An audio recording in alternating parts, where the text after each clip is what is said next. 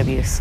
As we've been reporting tonight, floodwaters have swamped much of northeastern Nevada, and hydrologists in Utah warn that we may see localized flooding this weekend and throughout the spring. As new specialist Jed Boal reports, we could be in for a roller coaster ride with flooding, not just this weekend, but for the next 4 or 5 months. Jed?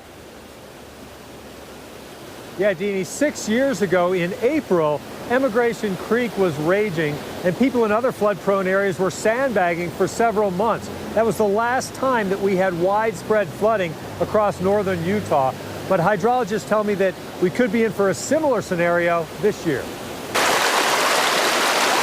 Anything we get from here on out is just icing on the cake. Even if it stops snowing or raining for the next 2 months, Utah's water supply this year will end up above average. We're looking to fill the majority of the reservoirs in Utah with the snowpack we have right now. Good news, but potentially problematic. Our snowpack is so large that we're starting to be concerned about flood scenarios. With heavy rain in the forecast in northern Utah starting tomorrow, we're going to have some small isolated flooding on Friday night through Saturday with basement flooding, those types of things. Areas near the Weber River, the Bear River, the Cache Valley, and other flood-prone zones.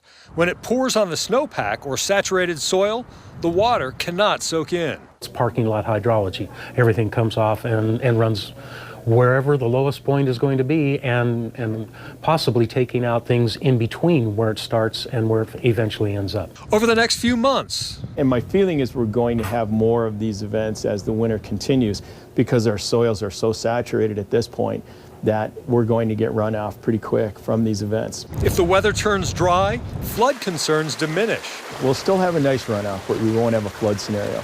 If the snow keeps coming, followed by a cool, wet spring, then we could see some problems. Still too early to forecast long-term flooding. If you were going to wager, say we're going to have a very high runoff with possible flood scenarios, but that remains to be seen right now.